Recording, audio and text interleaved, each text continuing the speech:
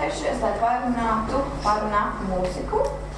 Un pie mums viesojas meistars Niklāvs.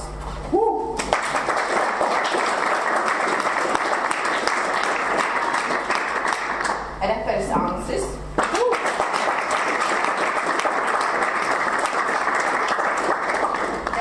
Audio dibinātājs Kristaps Puķītis.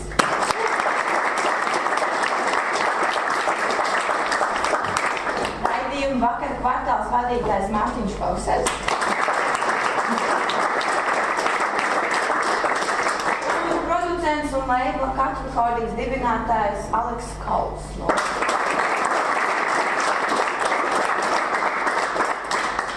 Šodien mēs mēģināsim noskaidrot par mūzikas radīšanās procesu un tā izplatīšanu. Parunāsim par aktualitātēm šogad. Un no sākuma es domāju, ka mēs parunāsim ar katru individuāli. Es būs dažāds jautājums. Un pēc tam jūs varēsiet droši prasīt jautājumus kādam konkrētam mūziķim vai visiem mūziķiem kopistiski kaut kādu jautājumu par savu radošo procesu un tam līdzīgi. Pirms mēs sākam, es gribētu noskaidrot pats ir rokas tie, kas jau tājas un nodarbojas ar mūziku. Apmēram 50%. Okay. Un cik no jums grasās to darīt, bet nav vēl sadūšos?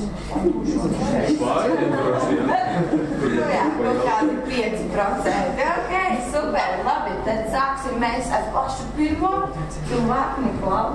Sveiks, Niklāvu. Kā jūties? Ok, tad varbūt pastāst sākumā par sevi, kā tu sāki nodarboties ar mūziku. Šeit, kad es sāku tā, ka vairums mamma nopirka datoru. Tas kaut kā interesanti aizgāja, es sāku uz virtuālu DJ, lūpot tādas lūpas un tā kā rakstīt pāri visādas vokāls un miksēt. Tad es iepazinos ar tādu programmu kā Fruity Loops. Tas kaut kā tā lēnām aizgāja, tad man vēl nebija mājās internets, tad es tā kā lēnām pats sākos tam visam cauri. Tas bija tā kā lēnāk nekā tagad, kad tu ej YouTube un skaties tāds tutoriāls. Tas bija tāds sākums. Cik tad tev bija gadi? 14, 15, kaut kur tā.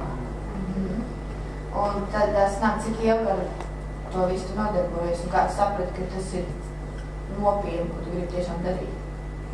Reāli sapratu nopietni pirms 2 gadiem, tad man bija 18 gadi. Tā, ka es gribu tā pilnībā nodarboties, tad arī, kad sāku tos bītus taisīt, tad arī sapratu, ka mūzika reāli man lieta tāda. Un pastāsti par uzstāšanos pirmā versā, kāds tu nokļuvi un ko iegūmi no šīs pieredzes, un kas tu notika? Primavera bija ļoti interesants pasākums un nokļūt caur Latvijas Radio Pieci un caur The Baltic Scene menedžeriem. Es pat nezinu, kāpēc man izvēlējās no Latvijas, ja godīgi, bet es esmu pateicīgs par to. Tas bija forši. Pasākums pats par sevi bija ļoti interesants ar to, ka man bija iespēja apmeklēt visus norises un izbaudīt to esenci, kas ir no visas pasaules. Tā palielam, jā.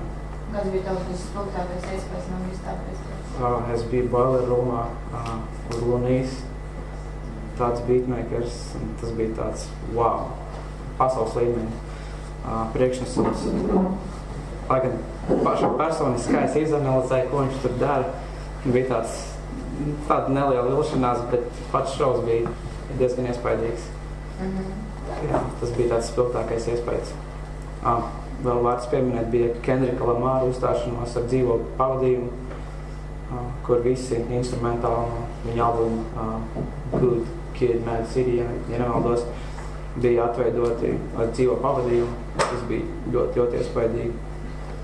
Jā, tādas spilgtākās atmiņas. Un kā tu pats savu, tu tur arī pats spēlē? Jā. Un Kā tu jūties, tu spēlējot un gadu? Sevišķas emocijas, godīgi nebija. Tas bija tāds tipisks uzstāšanās, var teikt. Tā, jā. Un ko tu varētu ieteikt jaunajiem beatmakeriem? Ar kādām problēmām viņi varētu saskarties? Ar ko tu saskāries, kā tu tiki to galā? Tajā laikā, kad es sāku taisīt mūziku, bija ļoti, vismaz man personiski, man liekas, ka ļoti stereotipisks slānis, kad bija ļoti ierobežotas tādas izpaušanās, kad bija vai nu samplēšana, vai arī sintezatoru mūzika, kad vai nu tu samplē bītus, un tu esi samplētājs, vai arī tu esi elektronisko mūziku, kas skaities tajā laikā lēti. Es gribēju būt tāds īstais čalis, es samplēju bītus, un jā, tā kā es nezinu, ko es darītu tagad, ja es būtu tajā laikā neuzlīdz sev robežas kaut kādas, bet ko es varu ieteikt jaunajiem, ļoti neielieciet sevi rāmjos vai kaut kā tam līdzīgi, lai nav kaut kādas robežas, kurās izpausties, jo vienmēr ir jauni loki, kur redzēt perspektīvu. Tāpēc nevajag ierobežot savus spējas kaut ko radīt dēļ kaut kādas žanra īpatnībā. Tas ir tāds mans ieteikums. Un ko tu dari tieši tagad un kādi ir nākotnes plāni? Pagaidām es taisu mūziku.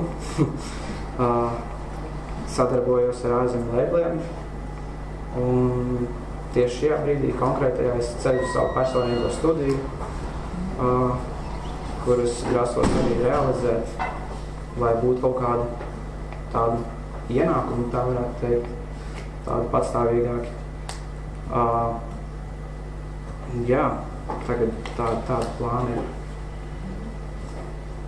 Paldies tev, Nikla. Paldies tev.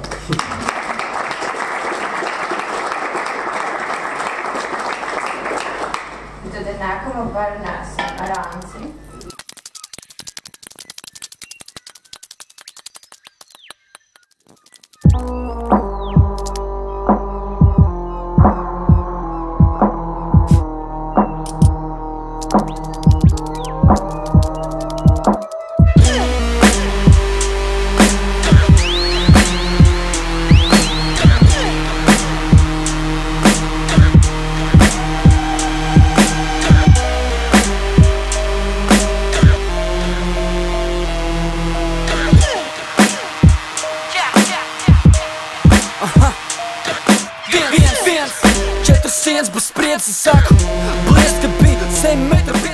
Šobrīd laikam visaktīvāk, tā, ko es cenšos, lai tas visaktīvāk darbojas, tā varētu būt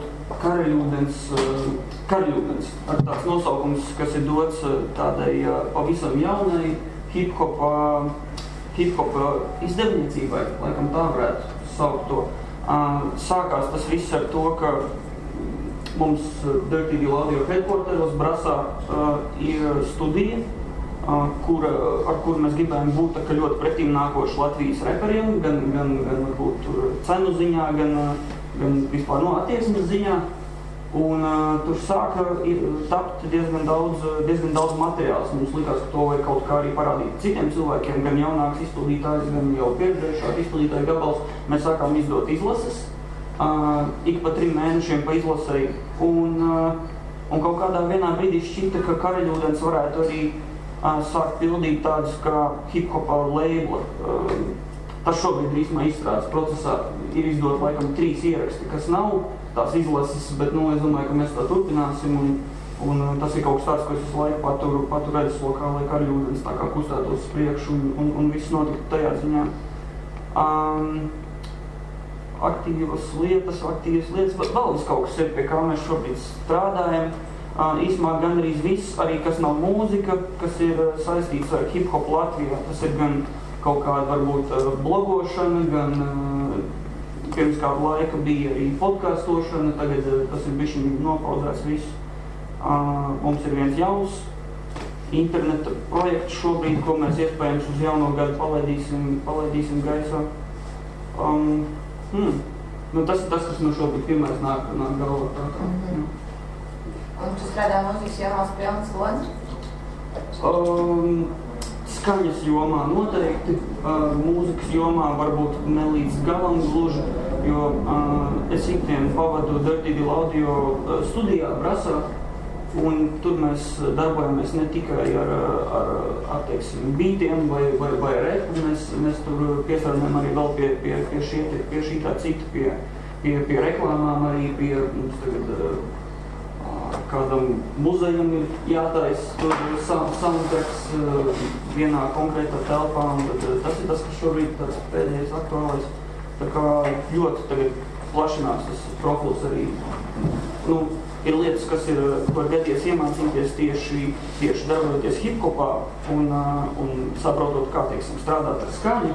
Un tā pieredze ļoti noder arī jebkurā citā jomā, kas ir darbā tieši ar kaut kādām sadzirdamām lietām.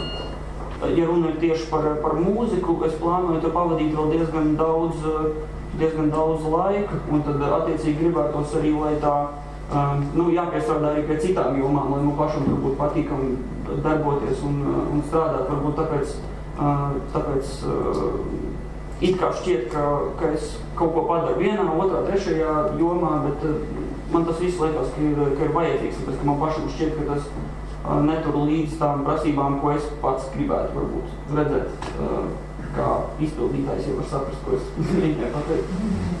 Man gribās, lai tā vide apkārt arī ir kaut kā sakopta un brīžiem sanāk novērsties no mūzikas, lai pie tās vides piestrādāju. Un kā tu redzi Latvijas underground mūzikas scēnu pēc pāris gadiem? Underground mūzikas scēnu, jā. Es ļoti ceru, ka būs...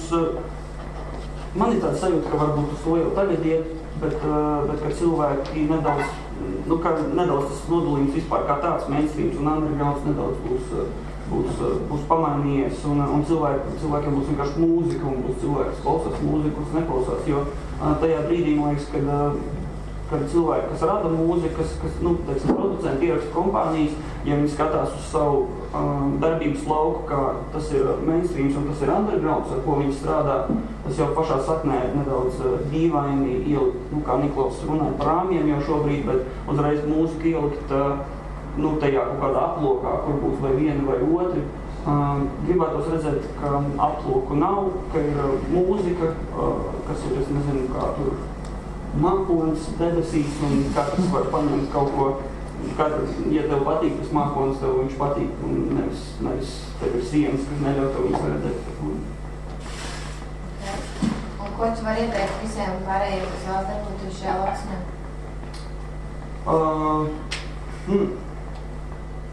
Nebūt maksimāli saptīgiem, tāpēc, ka tas neatmaksāsies visticamāk. Ja tu meklē darboties, teiksim, savās interesēs, es domāju, ka tas vienkārši nestrādās tik labi, kā varētu šķist, tāpēc, ka, ja runa ir arī cits jautājums, par ko ir runa, vai par bītu mūziku, kas varētu būt internacionāli, vai par latviešu hiphopu, kurā īsti nav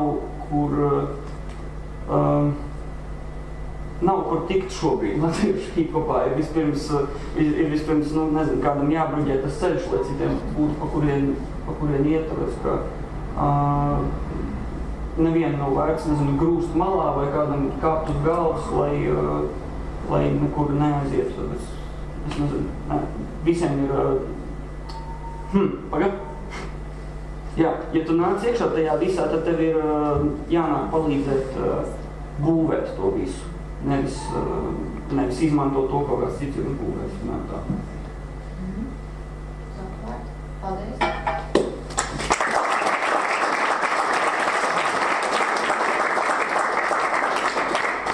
Sveiks, Kristaps Puķītis. Kā tu jūties?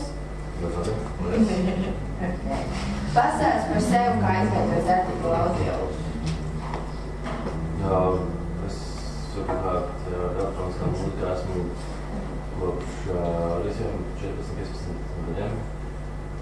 Jā, sākot ar vairāku pasākumu organizēšanas un klubu izstrādes un programmu veidošanas un pie festivāla organizēšanas un tādā garā. Mēs bijuši diezgan daudz esmu bijis ļoti ilgu laiku Latvijā.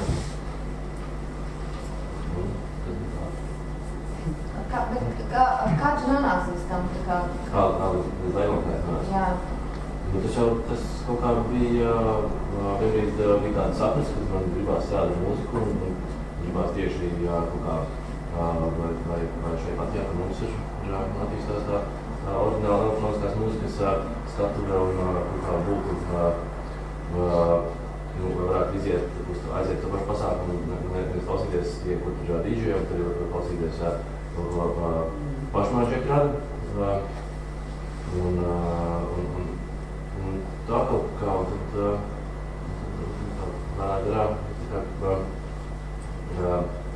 sāku realizēt savu sapni. Jau tas īstenībā daži dalībnieks tāds vārds un pirmās relīzes jau bija 2006. jau.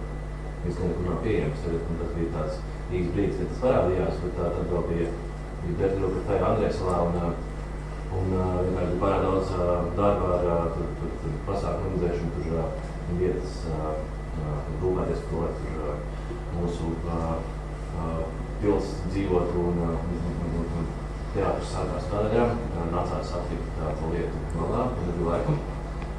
Un kaut kā 2011. gadā, viss bija atmetis pārējais, ko darīt, tad atgriezos pie tādas citas lietas, ko patiešām gribēju darīt, un tad sapulcējāmies kopā ar mūziķiem, pašmāju, un tad kopīgiem spēkiem arī darām to pēdējos 3 gadus, un esam ietrīkšu, un turpinām darīt.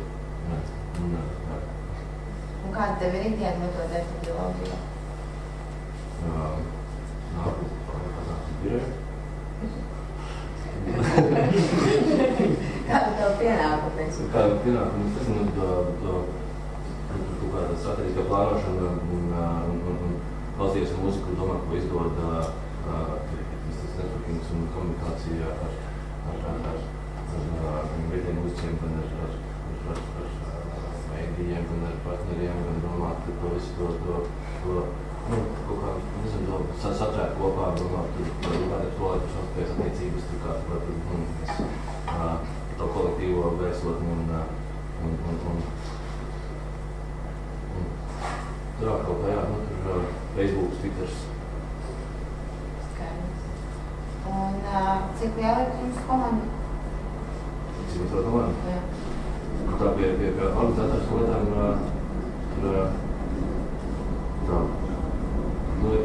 tur diezgan daudz cilvēku iesaistīti tajā visā. Tur birojā mēs pašā, tur ir uz vienas rokas, birojā, mēs pašā rāns esam 2 tādi, tad mums nāk čūs, ka palīdz ar pasākumu organizēšanu un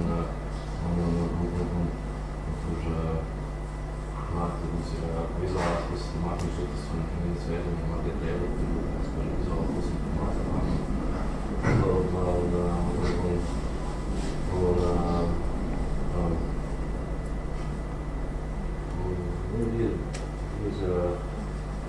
kas mums vēl ir?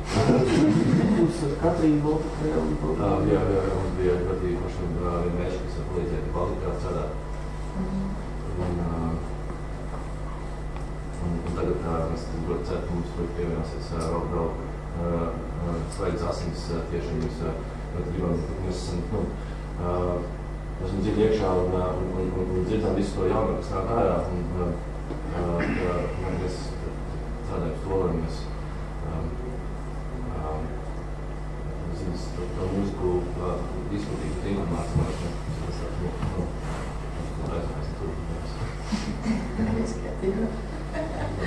Un tu pieminējies par Latviju. Vai pastāstīt vairāk par šo projektu? Jā.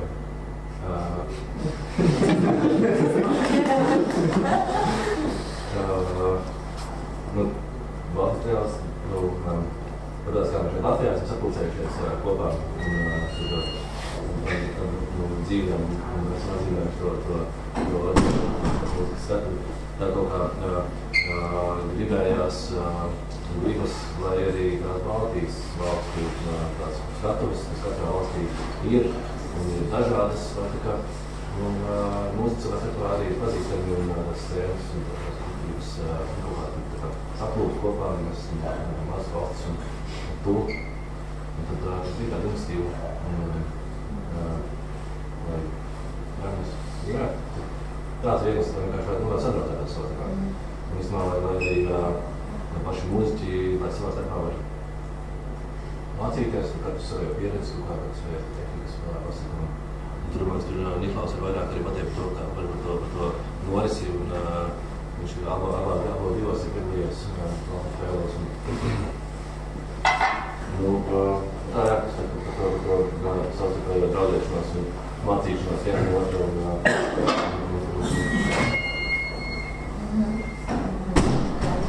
Un kā tu vērtē elektroniskās mūzikas lauciņu Latvijā, kas mums vēl šeit ir nepieciešams? Mūzikās ir vēl vairāk, viņš jāpierāda, mums kaut kā jāiekļauj tā stiprāk tā pozīcija, lai mums arī mēdī, gan radio, gan vispārēji uztver to vēl nopietnāk, ka patreiz mums tur zina un tur poši, bet nav tā, ka tur super nopietni mums uztver ļoti tā, mēs esam nopietni spēlētāji tajā esošajā un neesošajā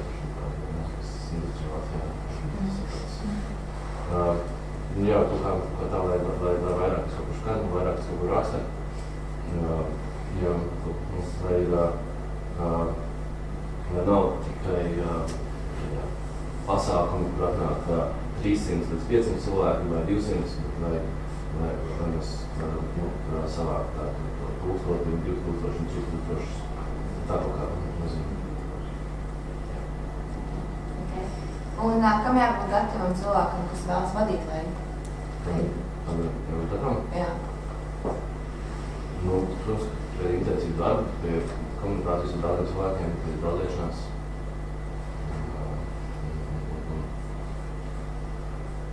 Pie mūzikas klausīšanās daudzas un varbūt tas ir par sākumā, kad nav super pie kaut kādas katēju skaitīšanas arī sākumā, vai jādiezgan un tā kaut kā, tā intensīva darbs, kā domāt un darīt un iet ārā cilvēkos un iepazīst ar cilvēkiem.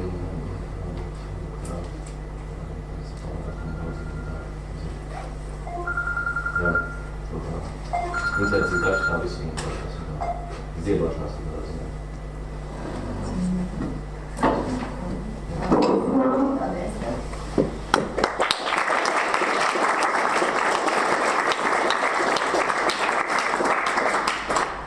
Nākamā mēs parunāsim ar Mārtiņu Pavasaris. Sveiks! Labdien! Šīs ir pieci. Nu ko, Mārtiņš Pavasaris kopā ar jums līdz pat 10:00, kā ierasts Vakara Kvartālā, Doma laukumā 8. Tā es te dzīvoju šajā studijā. Bet 5. decembrī no Doma laukuma es pārvākšos uz arēnu Rīgu, un ne tāpatās viens, bet gan tāpēc, kad Pieci Vakara Kvartāls sadarbībā ar basketbola klubu VF Rīga ir nolēmuši uztaisīt interesantu starplaika priekšnesumu, un man tad tas ir uzticēts, un ko gan es citu varētu darīt, ja ne radīt Latvijas tautai foršu hiphopu. Varbūt pastāsti par sevi, kā tu nonāci līdz radio? Jā, tātad šogad sāku pavasarī, agrā pavasarī sāku oficiāli strādāt Latvijas Radio Pieci, LV, kurā es vadu programmu ar nosaukumu Vakara Kvartāls. Un šī programma manā vadībā īpaši uzmanību pievērš tieši tam, kas notiek latviešu hip-hop scēnai. Un pēdējā laikā arī arvien vairāk tiek piedāvāt arī vietējā elektroniskā mūzika. Tas ir tāds punkts, un kā es tur nonācu, būtībā man tā mīlestība pret radio ir bijusi jau ļoti labu laiku, tāpēc, ka mans tēvs strādā radio te 25 gadus. Ansis? Lūdzu? Vai Ansis? Ansis? Jā. Jā, Ansis Ansis Pavasaris, viņš ļoti ilgu laiku strādā arī Latvijas radio, pirmajā kanālā, arī trešajā kanālā, un tur puļās visam cauri. Un kaut kā jau no mazotas radio likās tā lieta, kas pirmkārt tev pabaro no vienas puses, lai arī varbūt es to tā neapzinājos, un otrkārt tas nenormāli novērtē to viņu darbu un to ieguldīju, to enerģiju un vispār attieksmi pret cilvēkiem, kas tur atrodās, kā arī pret mūziku. Tas kaut kā gēns varbūt tā varētu teikt, ka likās, ka tā vieta ir īpaši, nozīmīga, un nonāk tur, tas ir tāds wow. Un kaut kāda būtu arī visa tā mana attīstība, vai tur izglītības ziņā, vai kā es centos izprast pasauli, tas bija saistīts ar šiem masu mēdījiem, ar to lauciņu. Līdz arī es izštukoju, ka jāmēģina radio. Pirmais radio, kurā es strādāju, tas bija Capital FM, jo viens ir sēdēt mājās siltās šībās un domāt, ka baigi labi būtu radio. Bet kas cits ir aiziet iemācīties pulti un reāli uzrunāt cilvēks, vai pilnīgi citu pasauli, un tad arī tur iekasījos iekšā. Tā pieredze bija, kāda mums bija, jo tur tomēr Capital FM tas formāts, viņš ir ļoti top 40, ļoti top 40, kas nozīmē, ka nekāda baigā radoša aizpausme no manis īsti netika gaidīta. Un, ja, labi, tas varbūt tā ļoti vispārīgi skan konkrēts piemērs, bija vakars, vadīja programmu, un bija kaut kāda ziņa, ka Jimi Hendrix iznākusi ārā fantastisks ģeniāls mākslinieks, viena no labākajām lietām, kas notikusi ar mūziku vispār, manās acīs bija ziņa, un tās baigobā ziņas varētu tā pastāstīt nedaudz tādu headlines nolikt, un kaut kur es vēl atradu, ka viņai playlistē kaut kur Jimis Hendrix ir uzlikt Hendrix, noskan dziesmas no klasiskajiem gabalēm, arī ārā vēlāk vakarā no radio, es vēl programmas direktors. What the fuck?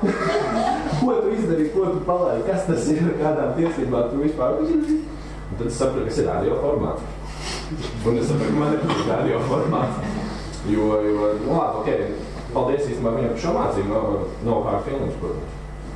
Bet es tad es sapratu to, ka tā es nevēlos strādāt radio, ja arī turpmāk man karjera kaut kādā mērā atkal atgriezīsies pie tā mikrofona. Un šogad es pamanīju, vai draugs ieteica to, kad ir izsludinās konkurss tieši uz alternatīvās mūzikas raidījumu, un tas vārds alternatīvais, tas man tā rītīgi nostrādāja. Jo iet vienkārši ļudināt kaut ko, lai sniegīgi minēžu, tam nav jēga ne sabiedrībai, ne vietējiem mūziķiem, tas būtu vienkārši, rēķinot liekējas. Pats var pastīties pulkstī, pats var uzliekt YouTube vai nekīgi minēžu, būsim reāli. Un pieteicos uz to konkursu, uzrakstīju, tur visādas lapas bija jāraksta, viss kaut kas tam līdzīgs, aizgāju uz Radio Audio, gāju sev 5 pie Anša, palūdzu viņam, vai viņš varētu ierakstīt man to demo, es viņam pastāstīju savu sāpi. Jā, un tad arī tajā laikā mēs nedaudz parunājām par to, un, teiksim, darīs tik otrajā kārtā, tad bija pilnīgi vēlais demo jātaisa, vēl domājām, teiksim, man sākumā bija bail. Man likās, ka viņi neapēdīs to rapu, tāpēc, ka līdz šim, tā kā es to daru, neviens to nebija darījis, un tajā, ja tomēr Grēmiņš tur ir pie stūras, un tā visa komanda, man viņiem nav tur beigās, tur attiecības līdz tam nebija.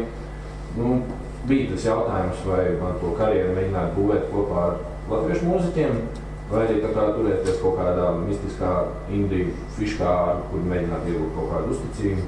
Un tad es izdomāju riskēt, es spiedu to latviešu hiphopu, un galu galā Vakara Kvartāls ar to spiešanu mūziķu atbalstu viena no populārākajām pārraidēm kanālā. Arī tā izstāgā vislielāko troksni gan internetā, gan arī spilgpiemērs tam bija 31. jūlijas, kad notika piecālē gada jubilejas svinības, un bija uzticēts noproducēt, salikt kopā koncertu noslēgumā no latviešu izpildītājiem. Un ikurā Vakara Kvartālā tajās 2 stundās, kad risinājās koncerts, nebija kur atgriezties. Tā bija tāda ļoti spēcīga sajūta, spēcīgs liels notikums.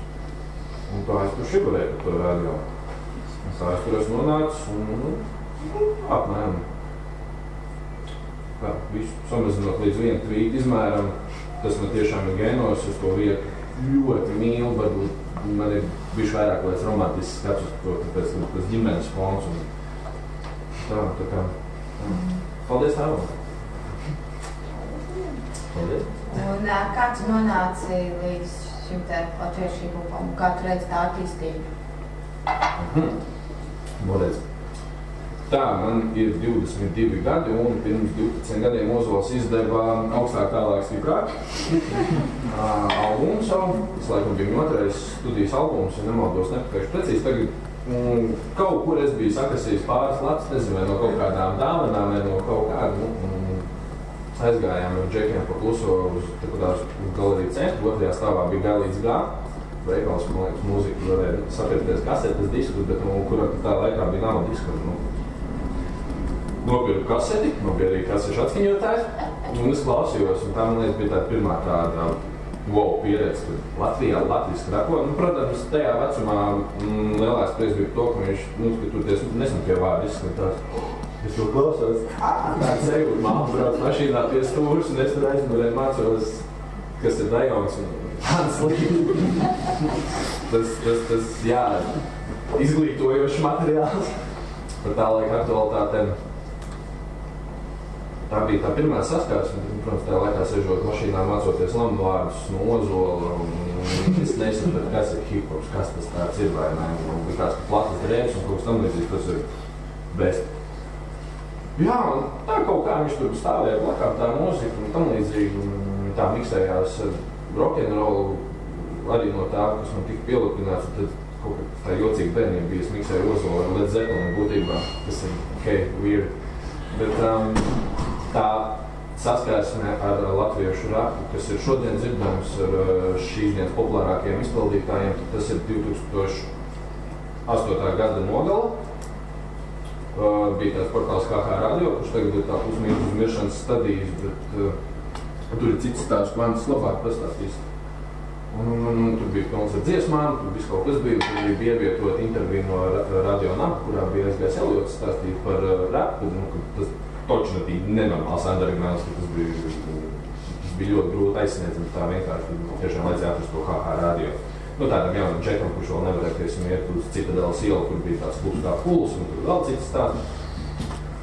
Un bija intervija, viņš tur interesanti stāstīja tās lietas, un beigās viņš noskaitīja 48 rindas, īpaši sagatavots šim pasākumam, un es klausos tās 48 rindas. Tāds parasts reprezents.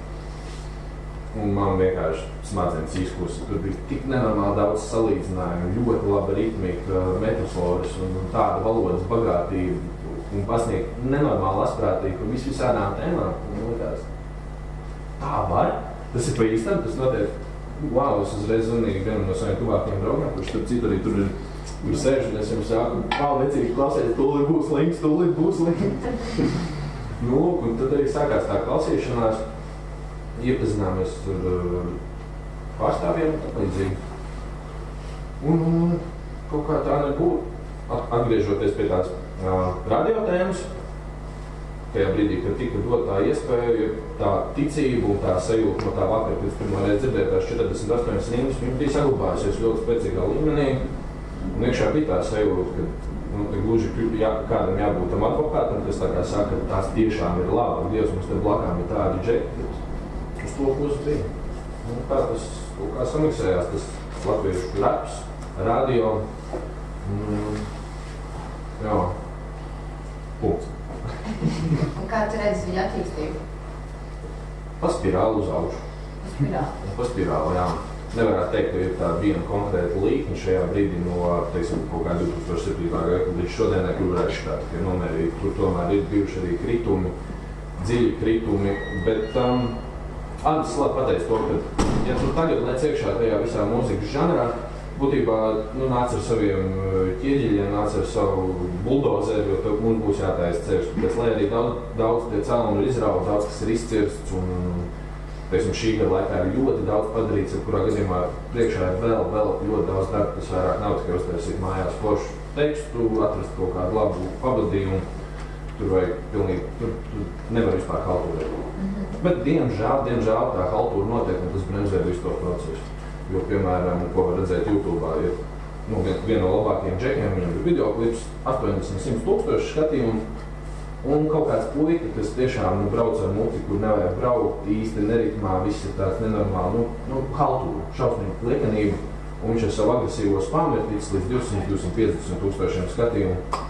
Un, lai arī viņš, protams, jūtās ļoti labi, viņš ir pirmais džeks savā 11. klasē, tas kopumā baigi degradē visu to vidi, ņemot vērā to punktu, kurā mēs atrodamies, ja mēs runājam par attīstību, par reāliem, ļoti lielāku naudas plūsmu, izpratni sabiedrībā par to. Tā kā tamēr būs tādi džeki, kas haltūrē, tas bremzēs. Bet tam ir, tieši tā kā ir kāds lec iekšā, tu vai tiešām pārdomāt to, tu labi darīt. Ļoti labs punkts, ko es tajā visā redzu, tas, ka parādās viņam vairāk, ka es, piemēram, tāda džeka es netaisu mūziku, bet es arī ļoti daudz daru, lai tie, kas taisa mūziku, lai viņi tik pamanīti, lai tā kultūra veidotos. Tāpēc tās ir džeki, kas raksta rakstus par to, iet uz pasākumiem, filmiem un mēģina būt. Jo mūzikas biznesā, mūzikas industrijā nav tikai viens izpildītājs, tur aizmugurēja vēl čūpa komandas. Ja mēs nevarēsim definēt kaut kā tiešām vienotu saimi, komandu un kaut ko, tad būs ļoti grūti. Bet, manuprāt, mēs darām ļoti daudz pareizos soļus, lai tas notiktu un mēs varētu labi uzsvičāt to muskulu. Skaidrs. Es ceru. Un kādi ir nozīmīgākie notikumi hiphopā šogad? Tā. Kronoloģiski sākot, hiphops atgriezās zelta mikrofonā. Tas bija nemaldos martā, bija ceremonija. Februārī martā kaut kad, pašā sākumā, tas bija tāds labs punkts, jo labu laiku tas nebija, elektroniskā mūzika bija. Hiphops bija pazudis no turienes. Elektroniskā mūzika bija atgriezt iepriekšējā. Un kodeks laikam nebija Dirty Audio uzbrukums. Un nākamais gads bija hiphopa. Lūk, tas bija ļoti liels notikums, jo ja mēs runājam par to lielo meistari, par to lielo vai ne plūsmu, tad tas bija blakām. Visas tās nominācijas gāja gan pa televizoru, un tā viss tas tā kā bija ietros vienā kopumā. Tas bija forši, tas bija liels notikums. Ja arī atļaušos sev uzsist pa plecu, ka pateicoties man, raps ir atgriezies nacionālā pārraidē radio. Manuprāt, tas ir ļoti liels sasniegums. Atliek turpināt citīgi strādāt, lai tas arī citas stacijas pārņem tās idejas, pārņem to mūziku un tiesim izcelt labākos izpildītājus. Jūtam uzlabojusies videoklipu kvalitāti, kas īstenībā arī nav maz, jo šodien ir tik vienkārši uztaisīt draņķi, ielikt YouTube'ā un laist. Tas arī ir īstenībā labs veids, tāds punkts, par ko varbūt mazāk runā, bet 31. jūlija koncerts, man liekas, arī bija liela lieta. Daudz himnu šovs. Bija ļoti liels tāds notikums, tāpēc, kad tas notika 9K1 namā. Ansis prezentēja savas himnas, bet viņš malec. Viņš ne tikai sevi parādīja, viņš tur skatu baigi daudz. Gan vecos nāžus uzvilka, gan varbūt kāds pirmestāks vārds. Un arī tā teikt, smuki iekrāsoja to ģimenes sajūtu, kas ir latviešu hiphopā. Un būtībā ģimenes sajūta. Forši, kad tā pateicu, tad latviešu hiphops tā labā putra, mēs esam diezgan cieši. Un, man liekas, arvien vairāk un vairāk izveidojās tā sajūta, ka tā ir tiešām komūna. Nevis uz papīra, bet tiešām, ka tā ir komūna. Kad es izdaru kaut ko labi, viņi palīdzēs. Man kāds cits izdara, mēs palīdzēsim, lai visi redz un tam līdzīgi. Nav bail, ja tu jūti, ka tu dari labi, tad tu tiks novērtēts. Tas tiešām tā kā aiziet pie vecākā brāļa, palīdz un palīdzēs. Tā kā ģimenes sajūtas veidošanās, komūnas veidošanās, manuprāt, tas ir ļoti svarīgs punkts kontekstā ar to, ka mēs būvējam to ceļu, lai varbūt vēlāk tas konēt pieciem vieniem kaut kāds jauns talantīgs kaķis izdomāt, ka var, tad viņam tiešām būtu jādomā tikai par to, lai viņš ir foršs, asprātīgs, muzikāli, veiksmīgs, viņam jāstādā tikai studijā, ka viņam tur vēl nav jāplēš. Pirmāts uz pusēm. Tā kaut kā, draugi. Skaidrs, paldies tev.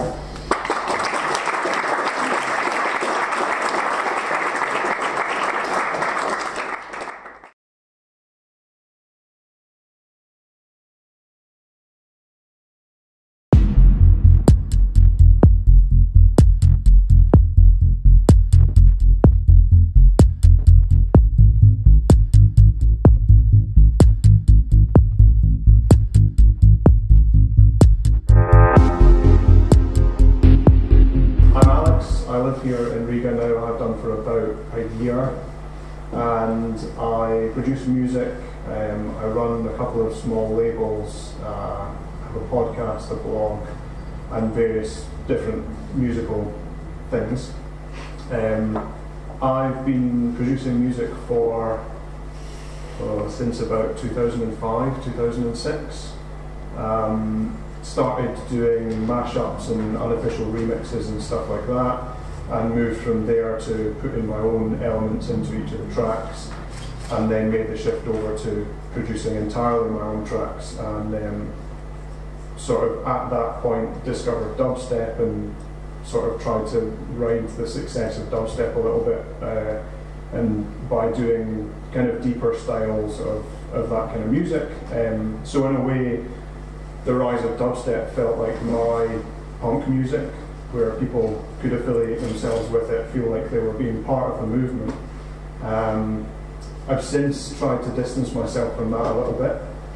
So now when people ask me what I produce, I don't really have an answer. It's kind of just electronic music. It's a kind of mix of everything. Yeah, that's me and where I'm at now. And how long you are in Latvia now? Just over a year. I moved here last summer, primarily for my girlfriend, but I don't regret the move in any way, because I actually really like it here. Everybody, when they say, why are you in Latvia? Either people are studying here or they have moved here for a girlfriend, if they're an expat. That seems to be the most common thing. So when I say, oh, my girlfriend's here, everyone say, oh, okay, yeah. Do you like it? But I do. I really enjoy being here. So yeah, I've got no plans to go elsewhere. Okay. And when you decided to run a label, what changed then when you was an artist? Well, I've run the label almost as long as I've been producing music, because when I started out, I released an EP and an album on another label, and I kind of felt like I didn't have enough control of what was happening, and so I looked into doing that for myself to see if I could just release my own music, and I signed up for accounts on places like Beatport and Juno, just to see if they would accept the music. And I thought, well, if I can do this for me, then I can do this for other people, not really thinking about how much work a label would end up being. And so there's not been any change. It's always been a part of what I've done. The label I started back then, we had maybe about 30 people altogether, and I didn't start it as a label. I just said, look, let's do this as a collective, and I didn't pick tracks to release. I said, I'm picking artists, and then I said, like, I trust what you're doing as an artist, so if you want to release music on the label, just give me 3 or 4 tracks or the album and we'll do it as a release. I don't want to have, I wanted to give them control and help them use that as a platform to move on. I didn't even want them to be exclusively with my own label. I said, look, just use this as a way to get your music out there so that you can go and do things that I can't do for you. Like, move on to a label that can represent you better, or, move on as an artist and find your feet. So it was, it didn't really start as a label officially. And then I sort of transitioned it and said, okay, I'm going to run this like a normal record label. And I did that for a little while, maybe 2 or 3 years, and it ran its course. I kind of released some music, and then I said, right, I'm done with this catalogue of music. And there was a couple of things that happened. The most important was the distribution that I had for the label. ST Holdings, they hit financial difficulty and dropped about, I think, 150 labels, and one of those labels was my label at the time, Ecodub, and they said, you've got 1 week to find some other distribution company to transfer all the releases over so that they can manage it, or you have to take all of the music down. So I said, right, I'll take that as a sign and just let's close it. I'll put the music on Bandcamp if people want to buy it, or find it, but I'm happy with it just disappearing off all the networks. So that's what happened, and sort of about a year before that I had started another label which was for free music, because I felt like there wasn't enough labels packaging free music well enough, like a proper release with artwork and all that sort of stuff, because there was a lot of producers that I respected who were giving away music, but they would just put it into a zip file and put it on, Mega Upload or anywhere really. They would just throw it online, and there was no effort put into it. And I thought, if you spent time on this music and it's good, then why are you just kind of letting people have it and making it kind of almost difficult for people to get? So I said, look, I can take this music and put it in an easy to understand format. We'll get it tagged nicely, we'll do the artwork for it, and we'll put it on. Yeah, it'll be a digital release, but people can have it for free. So I started doing this, and I built up quite a large audience of people who were interested in receiving free music. Every release we put out, we got maybe another 1,000 people onto a mailing list, because in order to download it through Bandcamp, you can put your email address in. So people were happy to receive emails about the next time they could get free music. And we got to, this must have been 2 years ago, and I had about 14,000 people all on an email list interested in receiving free music. But at that point it became too expensive for me to do free music, because I was paying for mastering, I was spending time doing the artwork, I had the website hosting costs, I had everything involved with running a label, but I wasn't really making enough from the people that wanted to donate money in order to do as many releases as I wanted. So I had to change, and I switched Cut Records over to a subscription model at the start of last year. It was a suggestion from a friend, because I said, look, all these people are interested in this music, but I can't afford to do it. And he said, well, all you need is for all of those people to pay $1, €1 a month, and there's the amount of money you need to run the label, to do everything properly, to pay for artwork and pay for everything, promotion. So I decided that that's what I would do, and I switched over and I said to everybody on the list, if you're interested, this music is still going to be available, but it's $1 a month is all you pay. You can cancel whenever you want, and it's just a recurring payment that comes out of your PayPal or your bank account. And we had about 100 people sign up, and the rest either didn't know, didn't get the email, weren't interested. So it didn't really quite work out as I'd planned, so I said, I sent a reminder and said, maybe you didn't understand, and I tried to explain it better. And we got another about 100 people signed up then, and from that amount, sort of with those two, it was about 200, 210 people, that was enough for me to approach artists and say, I can give you a little bit of money for a release. I can send an email to all these people who are interested in it. We can put it on Bandcamp also, but really I'm concentrating on trying to encourage people to sign up. And we did, I said we're going to do one release a month, so that the people who are subscribing feel like they're getting a good deal for their $1. $1. So it made sense to me, and I just couldn't understand why people didn't want to sort of get more involved, because everybody I told was like, oh, that's a really good idea, I'd subscribe. So it's been growing very slowly over the past year, and we haven't got more than 400 subscribers now, but I can approach artists and give them money for a release and say, look, I can get your release to people. I've built up a list of sort of good contacts to get airplay and to have it mentioned on blogs, to get it into the hands of bigger artists.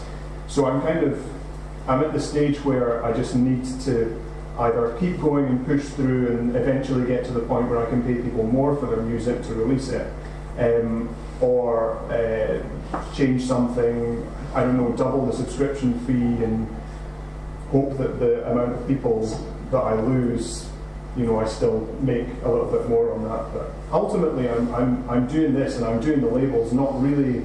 I'm doing it because I love the music, but I'm also doing it because I want to give other people the opportunity to get their tracks out there and to be heard. And if I like it, hopefully other people like it, and that's sort of, yeah, that's what I'm trying to do. And so, yeah, I had Echo Dub, that's done, that's finished now.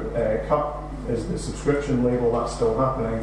And I've just started a new label that I want to do just vinyl and digital releases, more like a regular label, but having learned from the mistakes that I made with the first label that I did. So, yeah, I have the first release next week, so fingers crossed. And so you've been here for a while. What's your experience in the music field over here? That's a difficult question because I still feel like I'm a bit of an outsider. I think I discover more and more Latvian and Baltic artists all the time, almost daily, but it's really hard to keep track of them because I'm still learning the language, and there's this kind of, there's still a little bit of a barrier there for me. I think that the scene is growing, and I think given time that it will just flourish into something great, but I also don't think there's as many problems as everybody within the scene in Latvia maybe thinks there is. I just think that there needs to, yeah, this is difficult. It kind of, you need to sort of forget that this is like a Baltic, sort of not concentrate so much on it being a Latvian or a Baltic market, but just think about it as the music industry, and understand that it doesn't really matter where you're from. If your music is good and you get it to the right people, or if you know the right people, then it's not going to make any difference. I mean, small logistical differences, you know, if you've got to fly somewhere or go somewhere, but not anything that isn't the same as any other small country or any other country. Like, I think there's the same opportunities here, and I just, yeah, I think people need to be positive about it, and you know, there's lots of things happening. It's a small country, so it's a small population, and so there's a smaller percentage of people who are interested in electronic music specifically, but there's still people interested. I mean, everybody's here, right? So, you know, it's not like there's no audience. It's not like there's no hope. It's just, yeah, we just a little bit more time, I think. Yeah. No problem. So you think the musicians over here, they have a chance to go with the music internationally as well? Yeah, I think so. I mean, again, it's this kind of this feeling that there's a barrier, but I don't think there is. I think there's one or two things that are difficult for artists here if you're using a foreign language, and this happens with any other country. I mean, like Polish hip hop is huge, but people outside of Poland don't really know much about it. But within Poland, it's a massive scene, and people are making a lot of money from it. And I think the same happens in Latvia. We have a burgeoning beatmaker and hip-hop scene, but nobody outside of Latvia there's only a few people kind of know about it and get glimpses.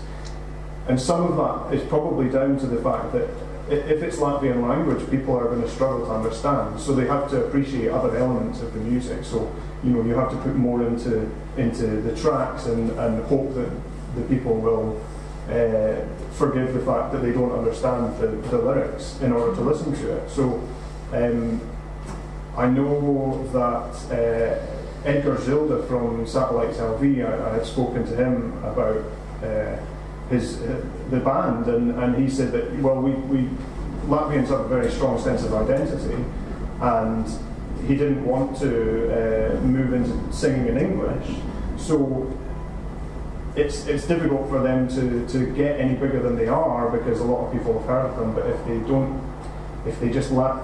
they're not singing in English, people outside of Latvia are probably not going to listen to them. It's kind of a sad reality, but that, I think, really is the only thing that's stopping a lot of the artists and producers we have here hidden away in Latvia from getting bigger. Because, I mean, it's good music. All of it's great music. There's a lot of talented people here. I think they just need to find the right people to send it to, or get it to the right places, or network in the right way. And that's a big job in itself. Like that's, I don't know, you have to just work super, super hard to network with people. You have to go and meet people. If there's artists coming in from abroad, then you have to like go and speak to them and make yourself known, and then there's more chance they're going to pick up your stuff if you send it to them via email. But I think you kind of can't rely on just sending them a Facebook message and hoping that they'll reply to it and then going in a huff because maybe he doesn't like Latvia or something. You know, that's not really the case. I think everybody has the same problems. So, yeah. I don't know. I'll just keep talking and not lose track of where we are. And can you compare Latvian music scene with other places you think? Well, the only other place I've really lived for a long time is Scotland, and I always thought Scotland had a pretty bad music scene, but the more you read about it, the more you're like, oh wait, there's some other bands from there, and you realise like, oh, I didn't even know that person was from here, which is great because it's like, well, it comes back to the fact that it doesn't matter where you're from if you're making good music. I remember playing a gig. I'm from Edinburgh. But I remember playing a gig in Glasgow, and there was another promoter there, and he said, "Oh, I thought you lived in America." He was like, "I didn't like. We would have booked you to DJ, but I didn't even know. I thought it would be too expensive to fly you over." I was like, "No, I'm like an hour away from here." So, like, yeah, there's. I guess because the internet exists, people sometimes you lose track of where people are, but you know, it's good in a way. But yeah, I don't know. Edinburgh has a scene where lots of people go out to bars, but people don't as much make that move from bars to clubs to party. And the differences are that things are open here much later, so people, you know, it seems like everything closes when people stop drinking. It's not like there's a time, it's just, you know, well, if there's still people here, the bar's still open. Whereas in Edinburgh, there's like, yeah, the bars are closed at 12 or 1 and the clubs close at 2:30 and that's it, everybody goes home. So it's different because people go out to bars and drink cocktails and then they go home. And there's less of a club scene, although there's more. It's because of the proximity to the rest of the UK and the ease of transport, there's obviously more international artists coming through. I guess because also it's just been on the map a little bit longer, and a lot of people, when I speak to them, when I leave Latvia or go America or the UK, people don't know where Latvia is. Nobody has any awareness of what it's like or any of the history involved, and so yeah, it's difficult for artists to say, yeah, I want to do a tour, I'm going to do a tour Europe, and I definitely want to go to Estonia, Latvia and Lithuania. Because they don't know these places exist. So some of it, I guess, has to be like, hello, over here. Like, you know, or promoters have to take a chance on booking artists to come. And it seems like there's a market for that because we've had bigger artists come through and play here. So, again, that's something else that's just going to take time. You know, the more time we have, the more people we can book and, you know, put Latvia on the map a little bit more. Well, you said a lot of tips, but can you like summarize and say a couple of tips for the new artist? I always, when I'm asked this question, I usually, for producers, I usually say, when you produce something, don't, like, sit on it for a long time, sit on it and listen to it over and over and get used to hearing it and maybe leave it on your hard disk or, you know, on a CD somewhere, just leave it in your house and go and do something else and you know, forget about it, forget that it exists, and then after a month, after 2 months, go back and listen to it, and if you still like it, then do something with it.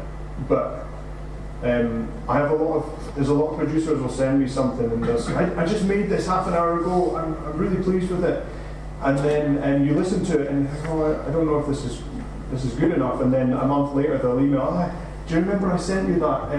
Forget about that. Like I've kind of reworked it. I've done something else with it. So, like, don't. It's exciting when you make a track and you're really happy with it. You just have to suppress that a little bit and say, right, it might be okay, but I'm not sure yet, and I need to sit with it. I need to live with it for a month or two. And if I still like it after that, then I'll send it to people and see what other people think and kind of get some opinions on it. Because the mistake I made with my different alias was I would make something, labels would say, oh, we want to put some music out for you. I would make something and send it to them, and they would put it out.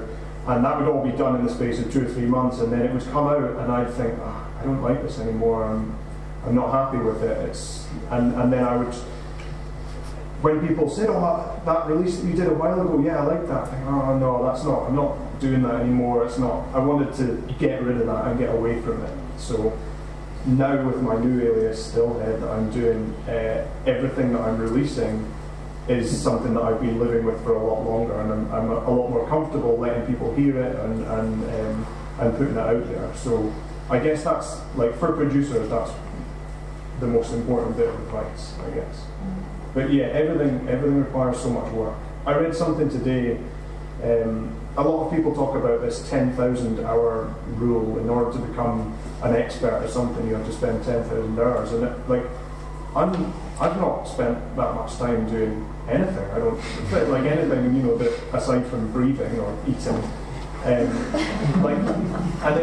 That's like 5 hours a day for, I don't know, 10 years or something like that. And like that's a lot of time to spend on something before you feel like, yes, I am an expert, I'm where I want to be. So I don't know, it's a lot of work, and you just have to keep learning lessons and just keep at it. Like don't let things put you off as well, because it's easy to get disheartened. Somebody says, oh, I'm not sure about that track, you probably shouldn't have released that. And you kind of get down on it and you're like, you know, yeah, maybe you're right, maybe I'll stop doing music. But you can't, you just have to keep doing it. Do it for the times when you get excited about it, and yeah, I don't know.